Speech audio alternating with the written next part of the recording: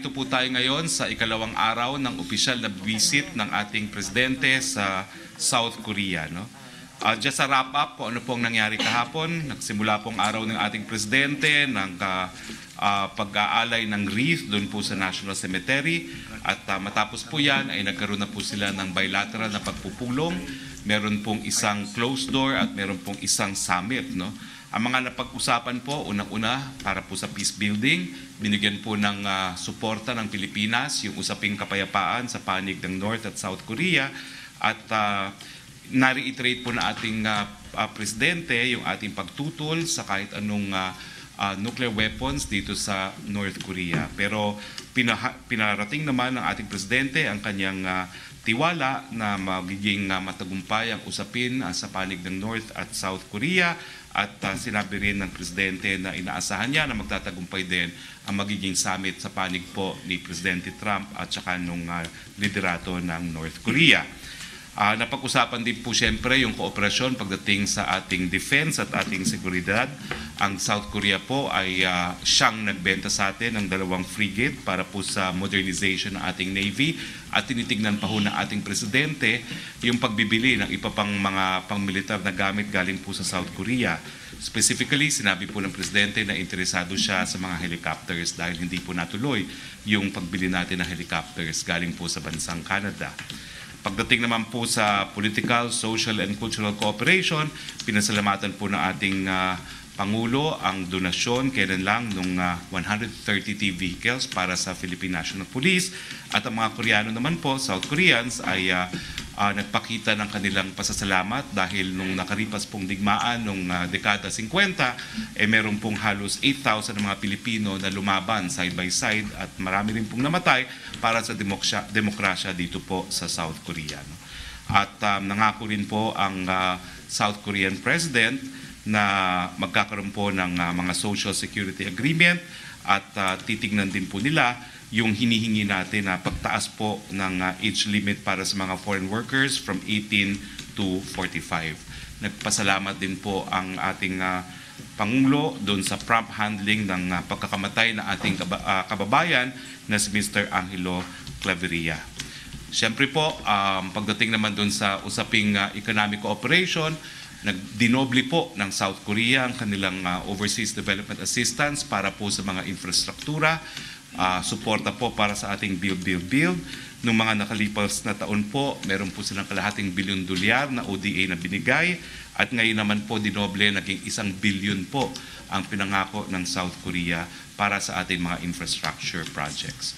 Ang presidente po ng South Korea ay humingi ng suporta para doon sa gaganapin sana na o pinaplanong ASEAN Republic of Korea Commemorative Summit at sinuportahan naman po ito ng ating presidente at idideklara nga po ni presidente yung 2009 bilang taon ng 2019 bilang taon ng samahan ng South Korea at ng Pilipinas. No? At nagkaroon din ng kasunduan na magkakaroon ng kooperasyon tayo para sa mga proyekto na mangangalaga sa ating kalikasan. So kasama po natin ngayon ang 2 kalihim natin. Ang una po ay si kalihim Sani Dominguez na magbibigay po sa atin ng ulat tungkol dun sa mga economic agreements na pinasok natin at saka konting ulat po dun sa nabalitang inflation rate sa ating bayan. At pagkatapos po ay si kalihim Lopez ng DTI para naman po doon sa mga panibagong mga ngapital, yung mga new investments na nakuha natin dito sa South Korea. So without further ado, ladies and gentlemen, Secretary Sani Dominguez. Fellow workers in government, friends in media, good morning. I'm pleased to report to you the extremely productive meeting I had with Deputy Prime Minister and Minister of Strategy and Finance, Kim Dong-yeon, yesterday. I thank Deputy Prime Minister Kim for the framework agreement between our two countries that was signed last month. This agreement results in the doubling of the Korean official development assistance committed to the Philippines from $500 million from 2011 to 2013 to $1 billion available from 2017 to 2022. We intend to maximize this amount committed to us. The first loan, carved out from the $1 billion framework agreement, amounts to 172.64 million US dollars. It will be used to finance the new Cebu International Container Port project. I am pleased to announce that yesterday, the loan agreement for this project was signed by myself and Export-Import Bank Korea Chairman and President Sung Soo Yoon. The signing was witnessed by President Rodrigo Duterte and President Moon Jae-in. The new container port will increase the operational capacity of the main cargo way in Cebu. It will help alleviate the road congestion in the Cebu-based port area and provide a more efficient and reliable transport infrastructure to enhance the flow of goods and services in the Visayas. In our meeting yesterday, we also discussed 3 projects in the immediate pipeline under the arrangement. This include a $50 million US project preparation facility for the National Irrigation Administration, a $100 million US financing for the new Dumaguete Airport Development Project, and a $41 million US project for the implementation of electronic receipt, invoices, and sales reporting system that will help us monitor all the taxes paid by the retailers in the Philippines. This leaves us with a balance of $636 million US. I recommended to Deputy Prime Minister Kim the use of the unallocated amount to 2 or 3 of the flagship infrastructure projects identified in the Build, Build, Build program.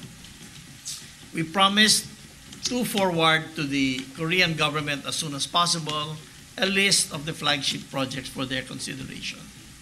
I assured Deputy Prime Minister Kim our strict monitoring of these projects to make sure that none of the Korean taxpayers' money is wasted in corruption and that all the ODA-supported projects will bring lasting benefits to the Filipino people.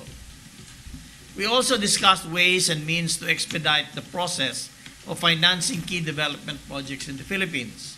Both sides agreed to form a small group and hold more frequent consultations to ensure that priorities remain aligned, as well as to allow us the opportunity to discuss, identify, and address project preparation and implementation issues. We hope to get the projects running as soon as possible to support the rapid expansion of our economy. In the course of our conversation, I had the opportunity to thank Korean government for the $6.6 million US grant for enhancing the capabilities of the Philippine National Police, which includes supply of vehicles and training of PNP personnel. I also found the opportunity to bring up our standing request for assistance in the protection and preservation of the ecological systems in high-density tourist areas like Siargao so that they do not develop into problems like Boracay. I assured my counterpart of the Duterte government's strong commitment to ensure environmental sustainability in tourist destinations. We also agreed to come up with a knowledge-sharing and educational exchange program for Filipino and Korean students, as well as young government professionals.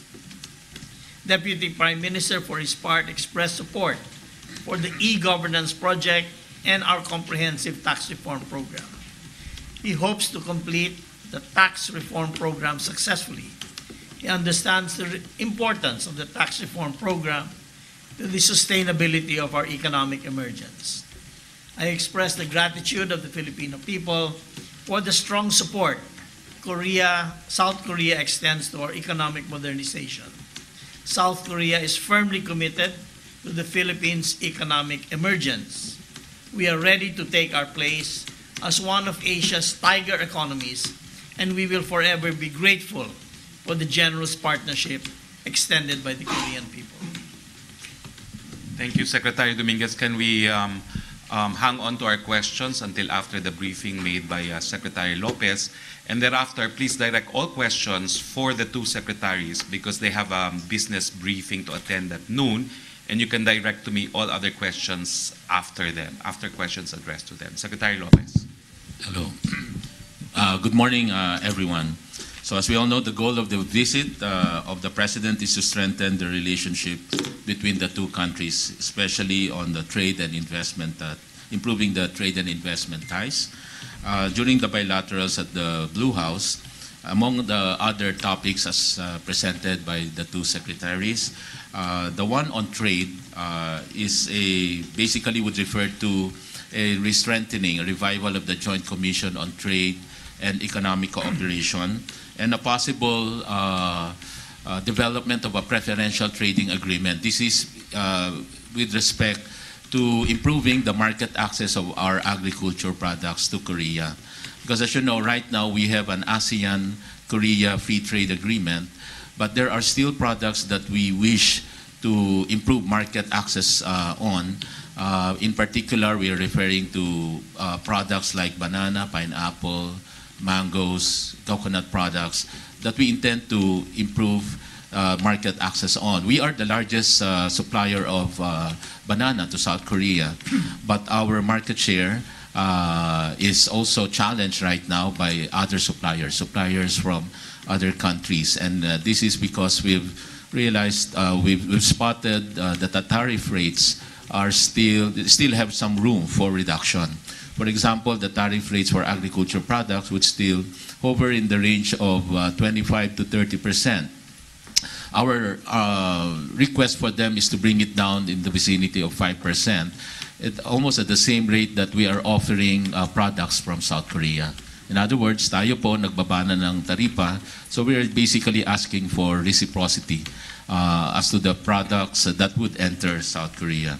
There are 5 G2G agreements that were signed. I don't know if Secretary Spox Harry has mentioned this. This would be the MOU for cooperation on the expansion of renewable energy development, Memorandum of Understanding on scientific and technological cooperation, the loan agreement mentioned by Secretary Sani on the new Cebu International Container Port, the establishment of the Joint Commission for Trade and Economic Cooperation, the MOU between the Department of Transportation and the Ministry of Land, Infrastructure and Transport concerning cooperation in the field of transport.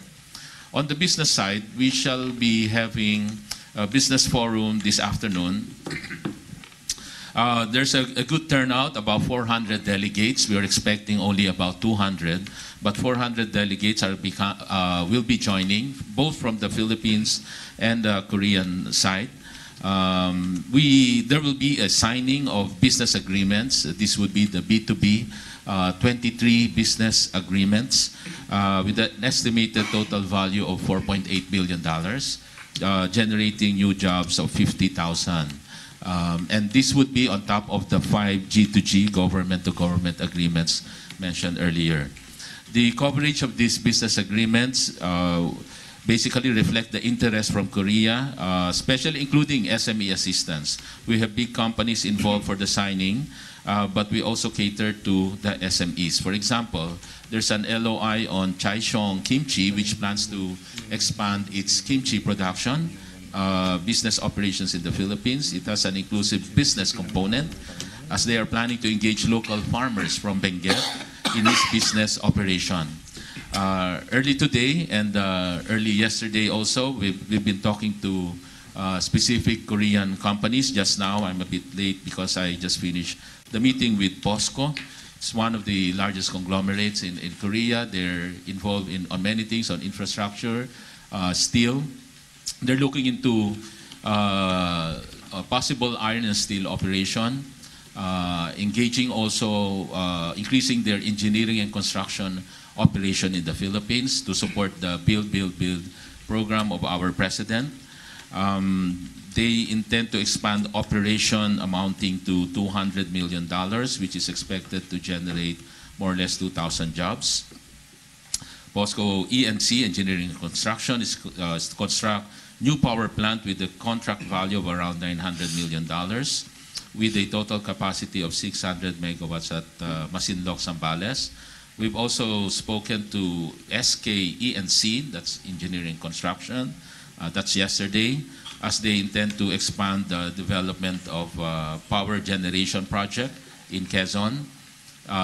They're planning also to do an LNG and power infrastructure development and operation, LNG trading and city gas distribution, intending to expand this business activity in the Philippines. For Hyundai, as you know, Hyundai is present in the Philippines, but heavily on the distribution side, dealership. But they are now considering seriously doing a production facility, specifically both on passenger vehicles as well as commercial vehicles. On passenger vehicles, the midterm and long-term investment plan is to construct a plant for the purpose of assembling vehicles in the Philippines. On the commercial vehicles, they intend to provide local manufacturing solution to the current PUV modernization program, our public utility vehicle program. So I can explain the various MOUs or LOIs that will be signed later if there will be some query on this. But nevertheless, we shall be distributing the list of agreements to be signed this afternoon. Thank you. Before I open the floor for your questions, Sec Martin Andanar asked me to announce that there is also a draft MOU between the PCOO and the Ministry of Culture, Sports and Tourism of the Government of the Republic of Korea. This agency is an agency regulating KTV, the local news TV, and Arirang TV, its international affiliate. South Korea agreed to have mutual visits, trainings, and exchange. Your questions, please, directed to both the Secretaries of Finance and Trade and Industry, please. Ramon Tinasa. Good morning, gentlemen. Bago ko makalimutan, kay Secretary Ramon Lopez, you mentioned yung agreement on some kind of agricultural cooperation. Sir, I understand, mayroon kasing ngayon as we speak, may feedback yung some farmers from Benguet. Because I understand we have that South Korea and Benguet have the same interest on highland cultivation of crops like the carrots, potatoes, and so on. Sir, can you elaborate if there is any sharing of technology? Because South Korea is noted for their rich production of highland crops, and that could be shared to our Filipino farmers, especially in Benguet and Mountain Province. Yeah, the operation that I explained earlier definitely will include the sharing of technology because, of course, they're strong on the R&D and the technology aspect in agri, and it's a modernized agriculture operation. For them to achieve the level of productivity that they would need, they will have to share this technology, both on the processes as well as equipment. Thank you, sir. Kay Secretary Dominguez. Sir, good morning. Sir, you mentioned it's a loan agreement, or loan or arrangement. Now, it's $1 billion. Sir, siyempre, ang unang papasok sa isip ng ating mga kabayan, it's utang na naman. So, sir, can you explain on what could be our advantage over this loan agreement, aside from the money itself, of course, but on the mode of payment, terms of reference, the interest when we will be paying this $1 billion? The interest rate on this 172 million US dollars is 0.15%. And it is payable over 40 years. 10 years grace period. So it is very, very generous of the Korean government. And certainly we can afford this kasi, when they put the port, we will be charging port charges and goods will flow more quickly, traffic will be lessened in Cebu. So it's really beneficial for us. And the loan is very, very, very cheap. Thank you, sir. Mayan Los Baños. Sir, good morning. Mayan from TV5. For Secretary Dominguez, sir, did we also seek some help for the Marawi rehabilitation? And did the Korean government promised anything to parang amount to give us for the Marawi rehab?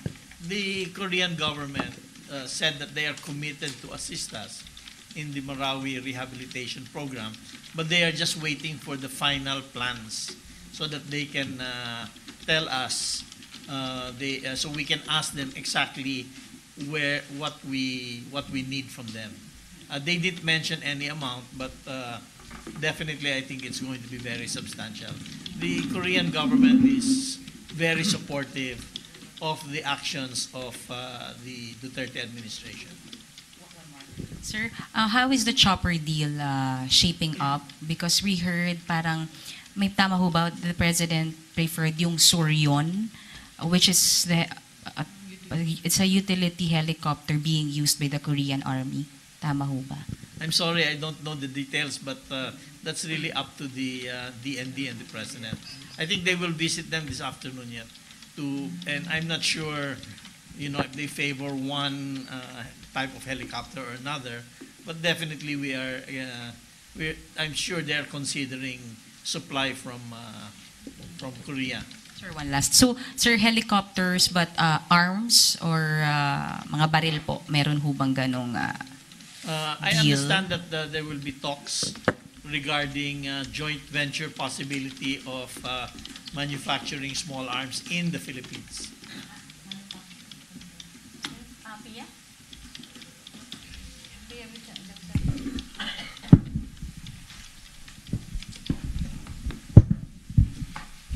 Secretary Dominguez, you mentioned proposing to the Korean government to allocate the ODA sa mga flagship programs under the Duterte administration's Build.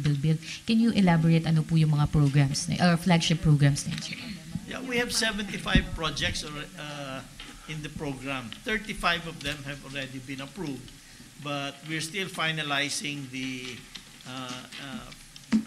feasibility studies, and basically we will submit them, the potential projects, to the Korean government before the end of this month.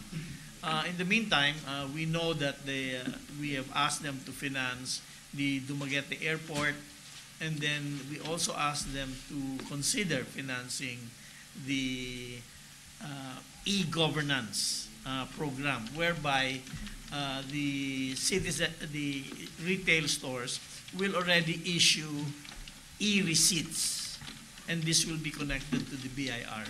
So it will be real time, so we know every day how much VAT we're collecting and how much sales are going on in the retail companies.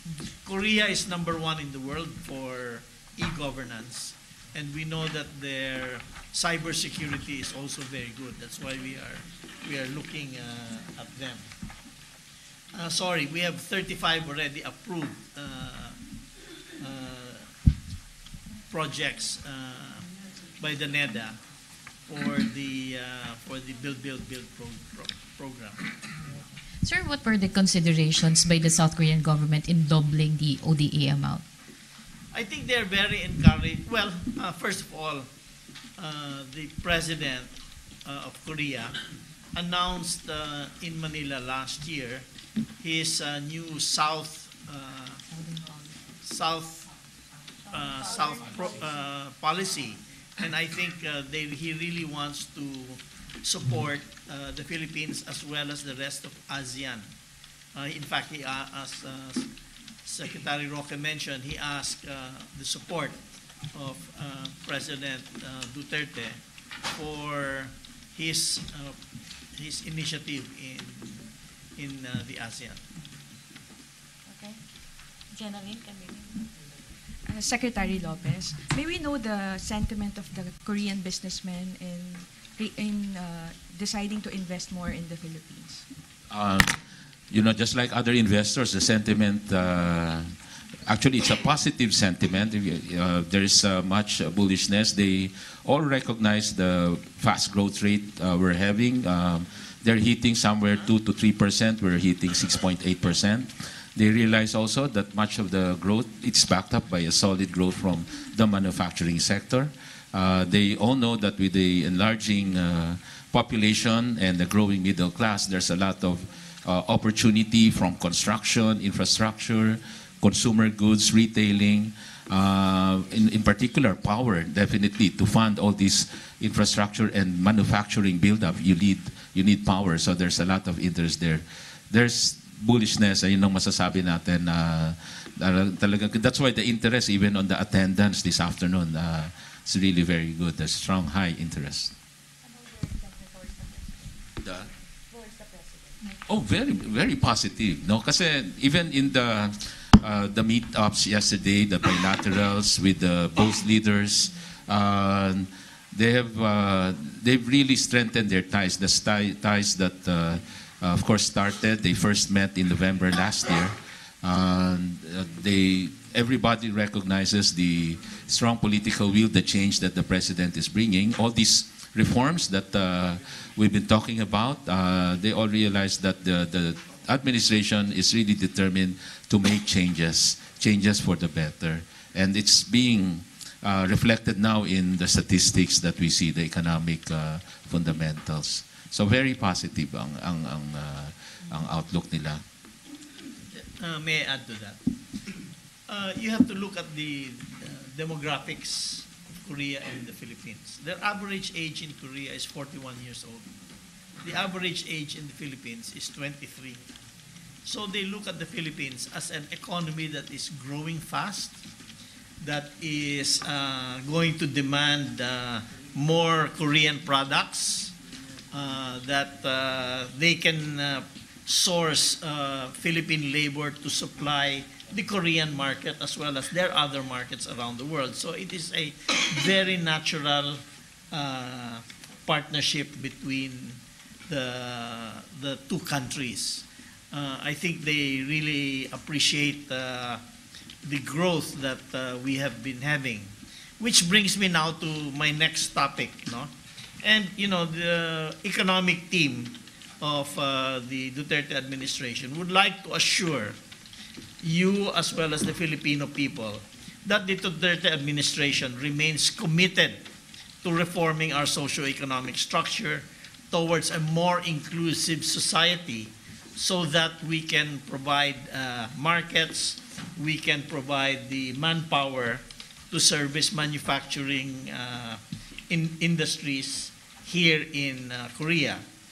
We shall continue to prioritize investments that will improve health and education of our people, enhance security and public order, and build a world-class infrastructure.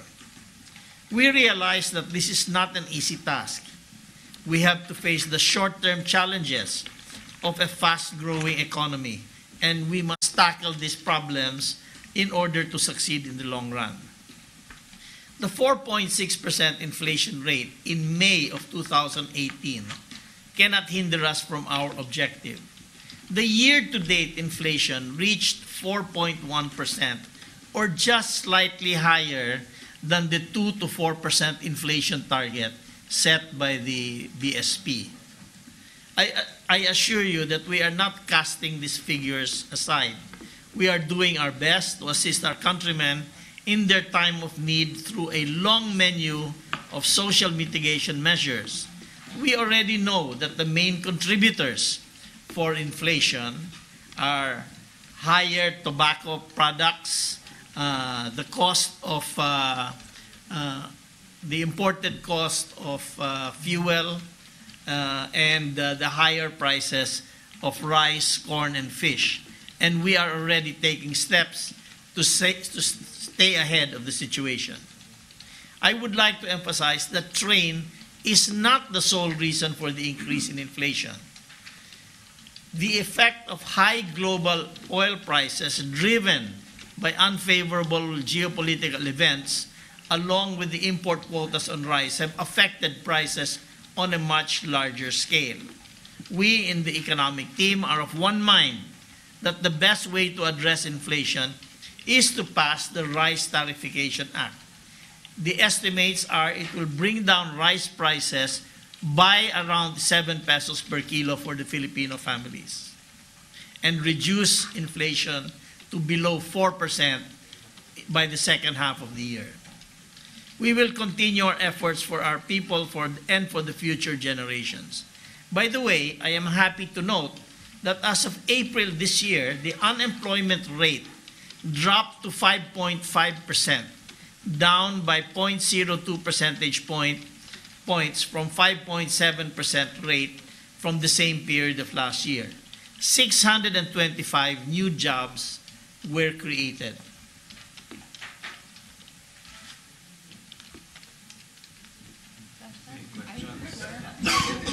MPC question. And it came from 6.6% pa before. Yes. Hi, good morning, sir. Secretary Dominguez. Sir, sinabi niyo po kanina na may assurance kayo sa Korean government na walang ni singko sa kanilang pera ay mapupunta sa korupsyon. Ano po yung mga hakbang na gagawin ng pamahalang Duterte para po matiyak na Korean man po o Philippine money po ay hindi mapupunta sa korupsyon? First of all, ma'am, it's not the Korean government's money. It is the Korean people's money that the government is allocating to us. So it's our duty to make sure that those funds are totally corruption-free when they are used. And what we are doing is we are monitoring these projects very carefully. We are getting COA involved in the audit of these projects, and of course, the president has really taken it upon himself to fire people who are just suspected of corruption. So in this way, we feel that the government employees, as well as the private sector, will be very careful in the use of government funds and funds from the taxpayers of other countries.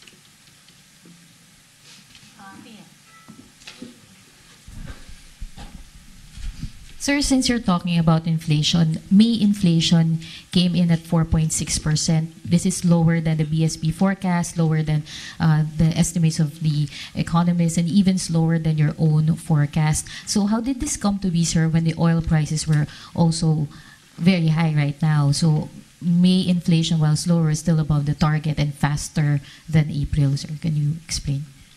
Well, I guess our projections were wrong, no? We always try to project on the conservative side, but I guess our estimates on the effects of these price increases were too much. No? But it seems to me that the inflation rate is I hope it's leveling off. I think this is a sign of leveling off and probably dropping. As you know, we watch very carefully the prices of fuel, and they have been on the downtrend. In fact, the futures market of the fuel is, the technical term is in backwardation. The price in the future price of future deliveries of fuel are actually lower than the current prices. So we are seeing that trend going down. You know, these moves of North Korea and the U.S. are going to calm the markets quite a bit, and we hope that the Middle East also will be calmer than what it has been in the past few weeks, so that fuel prices will not be too volatile.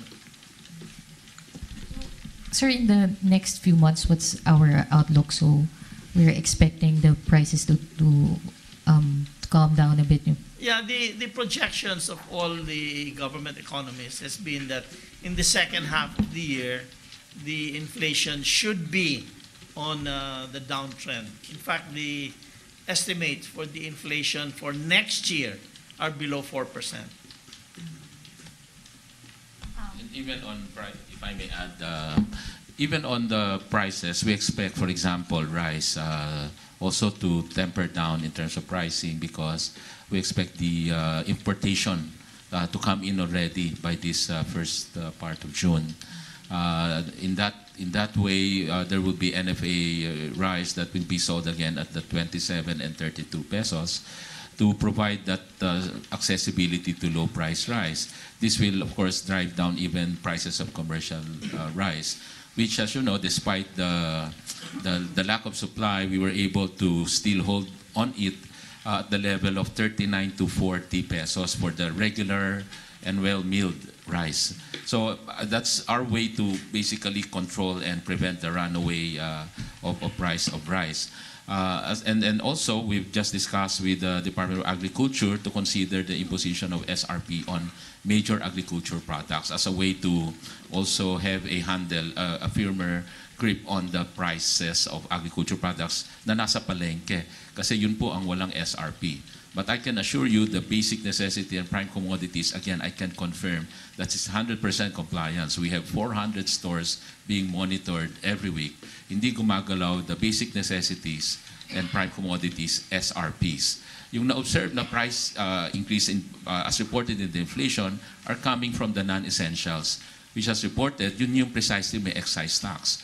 The soft drinks, the cigarettes, and even on the restaurants, transport because of the fuel, but we hope to see this continuation of reduction in fuel. Kaya nasa 4.6 pa rin yan in a way because the prices have just, of world market price of oil, have just started to go down. In other words, yung dating, as you know, it came from $44 per barrel, went up to $71, $72. Now it's easing up to about $67. So, but we're just seeing it going down. So hopefully that will continue so that it will really lessen the tension on price. So we don't expect inflation rates to peak, Popo. So it's going down now. Or if so, at what rate? Yeah, walang mahirap mag-crystal ball talaga. But while we're doing all our best, for example, on the basic commodities, hopefully pag na-control natin yan, at hopefully nag-peak na itong mga, in the tobacco, it was reported, ngayon nare-reflect yung tamang price, di ba? Kaya nga maganda ang tax revenue ng finance and BIR. It's because of these things that are reflecting a higher price on the tobacco where it should be, no, in the first place.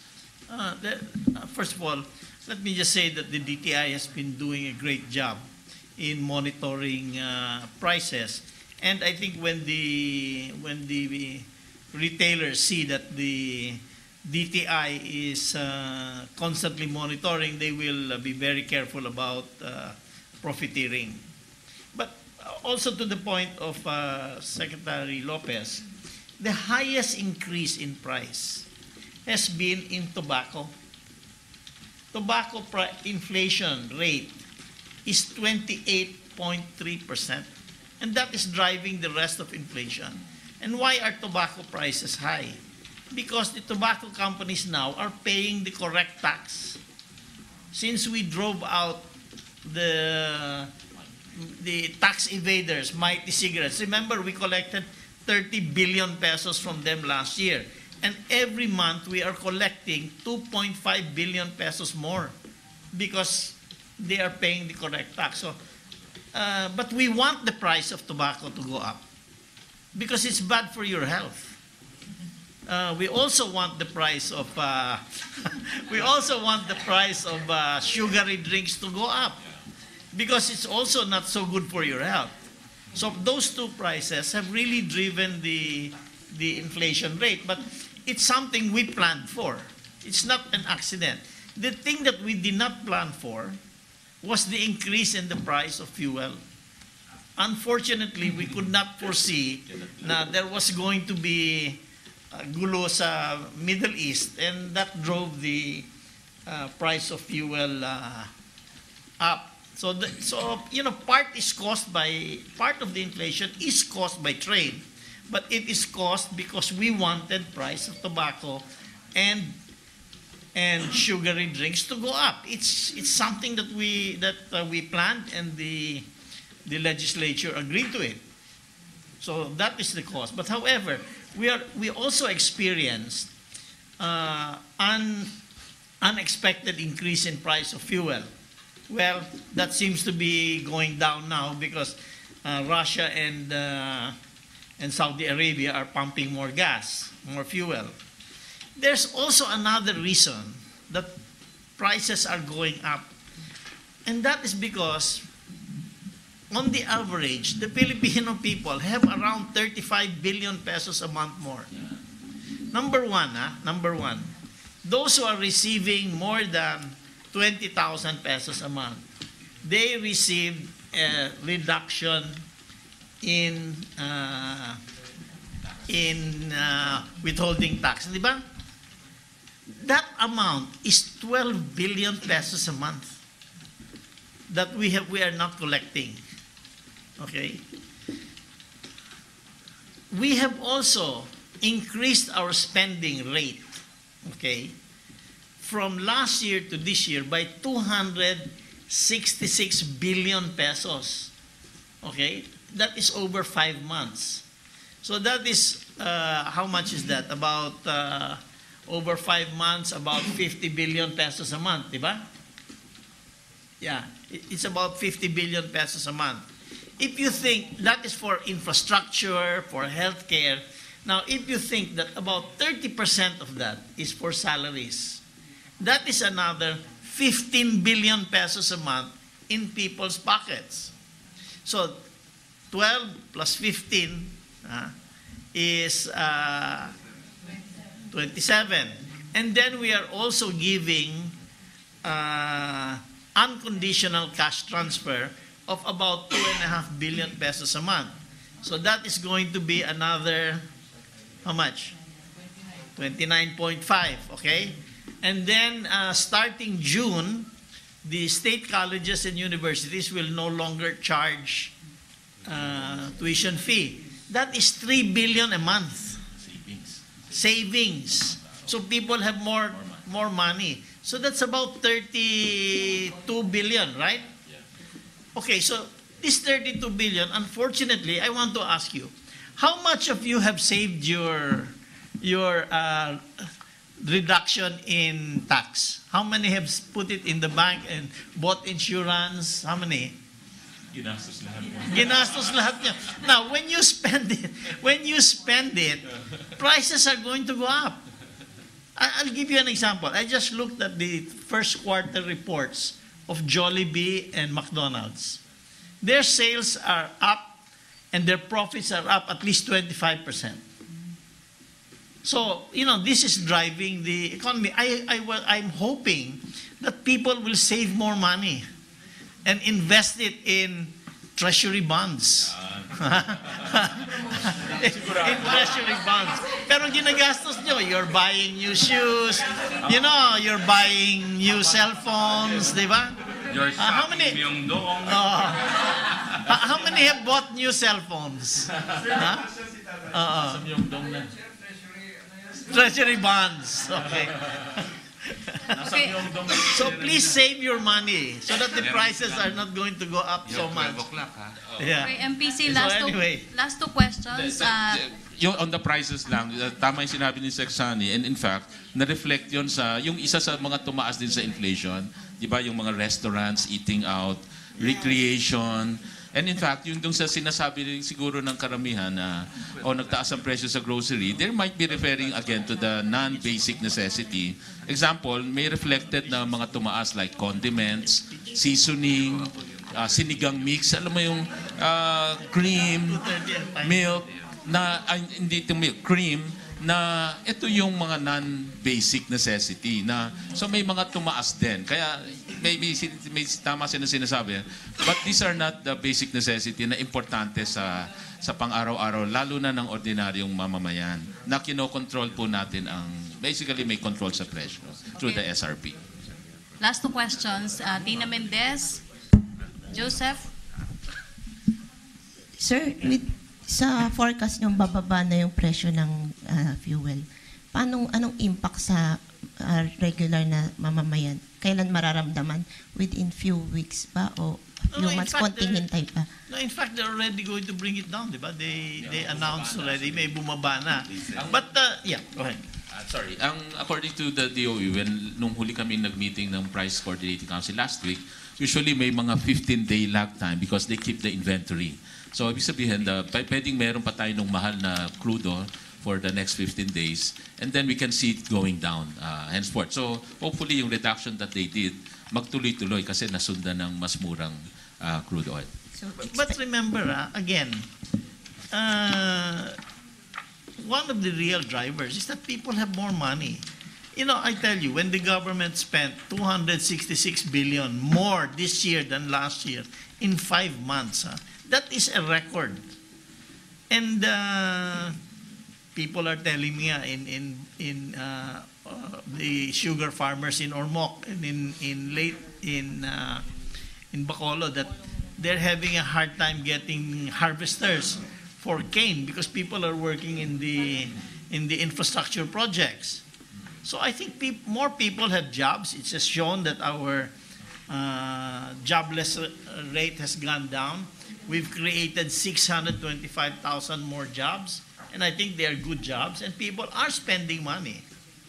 The other thing you should note also is that there was a survey done, I think, by SWS, which showed that the self-rated poverty and the hunger went down, even though inflation went up. So people must be less hungry, according to SWS, not government, and they must have more money. Okay. Yeah. Okay, Christine Avendano, last two questions, and Joseph Moro.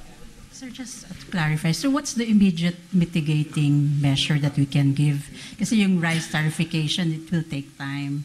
Even yung plans to import yung cheaper oil. The rice tarification is almost finished in the House. So it should be done in maybe 3 or 4 weeks, no? when they return. The other mitigating act is that we are fast-tracking the release of the unconditional cash transfers. We have already released a big portion of it, and then I think before the end of June, we will be increasing that even more to about a total of about 8.8 million families. Our target is 10 million, but we're getting there. By the end of the third quarter, we should have released all for the 10 million families.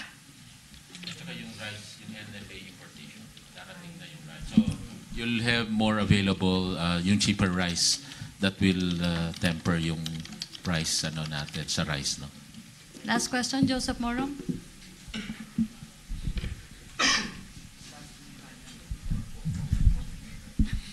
Sec Lopez, sir, good morning po. Sir, yung balikan ko lang, SRP on agricultural products price, including rice?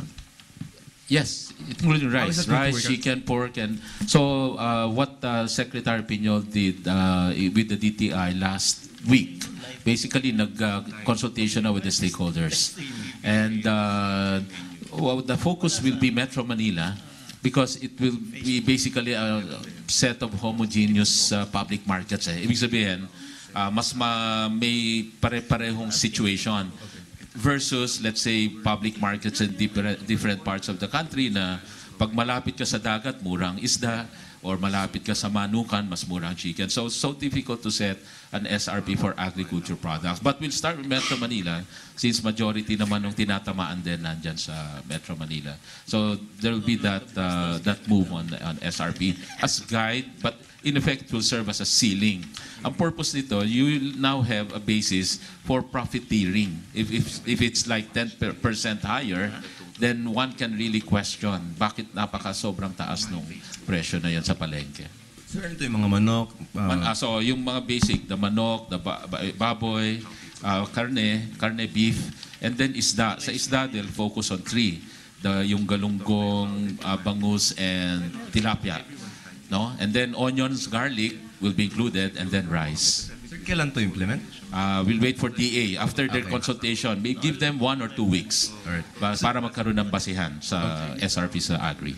Okay, anybody of the you gentlemen can answer, but yesterday, President Moon said he wants to see more Filipinos visit Korea. So, are we looking at maybe talks of regarding relaxing visa requirements in the future?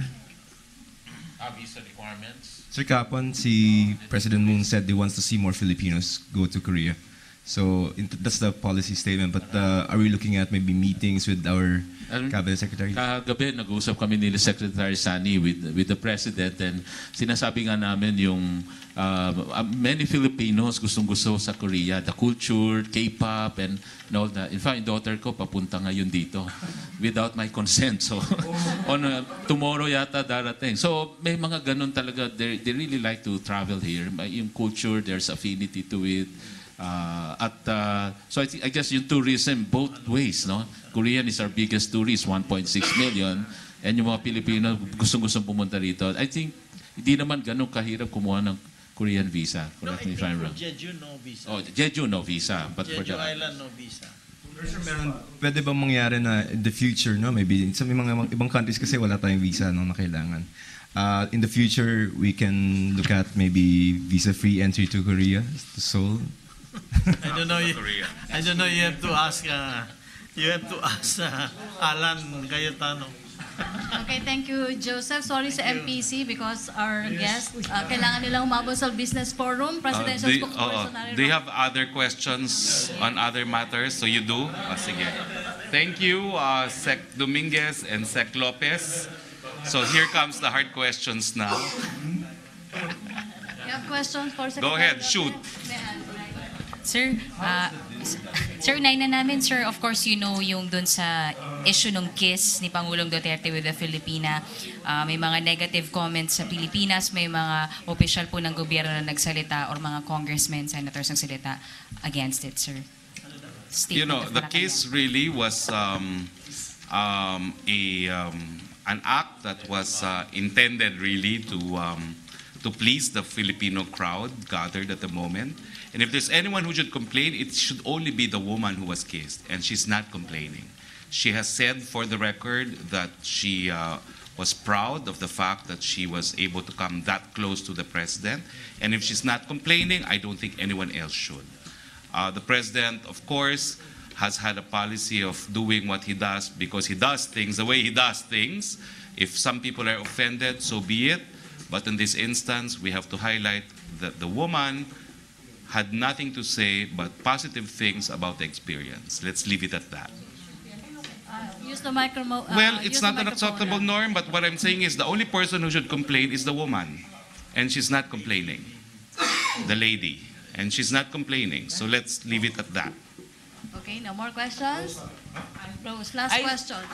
Ay, sir. Kahapon may tawag yun na preliminary investigation, sir, sa Dengbaksha case against the former president. At sabi niya parang inaasahan niya or nangangamba siya na matulad siya kay dating Secretary Laila de Lima. Ano po yung reaction dito ng palasyo? Well, I think the president has been very laid back on the issue of Dengbaksha. He has made it clear that he is awaiting the findings of a group of foreign experts. He is not swayed either way by anyone's opinion because so far all the experts' opinions contradict each other. So I think the president, the former president, should give credit to President Duterte because he could have made this into a political witch hunt and he did not. Okay, Pia? Tatanong ka, di ba? Sino pa mag-question? Bombo. This is hard political talk. Thank you. Yes, go. Sir, I understand when the president flew into South Korea, he took the commercial flight. Will this be the trend now of the foreign trips of the president to take the, and what could be the wisdom behind choosing commercial flights rather than chartered one? I think this would be the new norm now for presidential travels. It is intended to save taxpayers' money. Sir, yung kay De La Serna, was she fired? Was she asked to resign? De La Serna was definitely fired. What's the reason, sir? Yung well, I think in a past briefing, I did say that the Office of the President has investigated the many complaints against De La Serna. I can confirm that a senior palace official did the investigation, and I could confirm that a recommendation was made to fire her. Related over that. Well, she was fired, number one, because as you know, the president would want to implement universal health care, libreng pagamot, libreng gamot sa lahat. May personal interest po ako dito, disclosure. I was the author of the House bill in this regard, which was approved by the House. We need a completely honest PhilHealth if we're going to have a successful universal health care. So yung mga reklamo sa kanya, excess travel, yung kanyang mga magarbong pamumuhay, yung kanyang hotel stays ng taon na pinabayaran sa taong bayan, at saka yung lugi po ng PhilHealth under her watch, 8 billion, no? Eh yan po hindi katanggap-tanggap. Dahil nga po importante na pangalagaan ang economic viability ng PhilHealth. Kung hindi po yan economically viable, hindi po magkakaroon ng katuparan yung libreng pagamot at libreng gamot na ninanais ni Presidente Duterte. So related to the firing of officials, just to get your reaction, si former CJ Sereno had an interview with one of our programs and she said yung firing of officials medyo gimmick lang siya. And if I may quote, no, yung sa nagpa-fire tapos po yun lang to, aalis lang. Unang-una kong, anyway, ang sinasabi niya is for show. And tama ba yung perception na hindi fina-file ng mga cases right after they've been fired? Alam mo, tingin ko kinakailangan na ng psychosocial assistance itong Chief Justice na ito. Paano naman magiging for show yun na nawawalan ng trabaho mga tao? Now, yung hindi pagsasapa ng kaso, kasi hindi naman katungkulan ng Presidente yun, no? Nasa ombudsman yan at mahaba yung proseso bago maisampa ang kaso. Isa-isa namang nasasampahan din ng kaso yan, no? So bakit niya sasabihin hindi nasasampahan ng kaso? I understand the amount of pressure that she's subjected to. Take it easy, ma'am. Mahaba pa po itong laban na ito. But meanwhile, let's be more circumspect. Wala pong gimmick dito dahil ang mga nasisisante ay yung pinakamalalapit kay Presidente, lalong-lalo na nung panahon ng kampanya at wala pong makakapag-deny niyan. Okay, thank you. Okay, last question, Jenaline. Last question, sir. Last lang. Sir, ano pong utos ni Presidente sa bagong PhilHealth chief na ayusin ba yung fund troubles? He is still an OIC president, no? So I think that means it's not a permanent appointment. He is from Davao, yes, but I think the president has not closed his option on who eventually the PhilHealth president will be, because otherwise the appointment would have been made permanent. Pia? Sir, balik po dun sa kissing incident. The palace has always stressed that President Duterte is an advocate for women's rights. Pero ang pinupoint out po ng mga critics niya is that his actions reflect otherwise. Pia, critics are critics. Sabi mo nga sa akin kung may mabuting sinabi yung mga critics kay Presidente Duterte. Sige nga, who can point to me yung mga critics niya ngayon kung may mabuting sinabi kay Presidente Duterte? Sa kanila, their life is just to criticize the president. Pero kung nandun naman tayo lahat doon sa Phil community meeting, tingin ko, all of you will agree, wala namang mali siya. Some may feel that hindi na dapat umabot doon, pwede na sigurong beso lang, pero so be it, no? Pero para sabihin na mas malalim pa yung, meron pang mas malalim behind the kissing, I think is unnecessary. It was made as a light moment in a meeting that the president had with his kababayan. I don't think there's anything immoral. After all, the president has reiterated he is single. Yes, but the woman volunteered and the woman said she was very proud of that experience. Okay, last question na ito ha, Christine. Sir, Sir, did the President say anything about that incident? No, because she thought it was so minor an incident. I don't think it's something that he would talk about. It's certain quarters that blew it out of proportion because that's their role in life. As you never made any comments to the cabinet? None at all. None that I heard. Okay, last question. Pengalinyo. Sir, may meet and greet daw yung Presidente kahapon. Ano po yun? With a business? Hindi po natuloy. So, balita lang po yun, but hindi po natuloy yun. He decided to rest. Okay, thank you, Presidential Spokesperson. Thank you very much. Roque. See you in Manila. Okay, back to our main studio sa Radyo Pilipinas and People's Television Network. Thursday na tayo, no? Ayaw nyo na mag-press briefing bukas dahil lahat tayo pagod eh.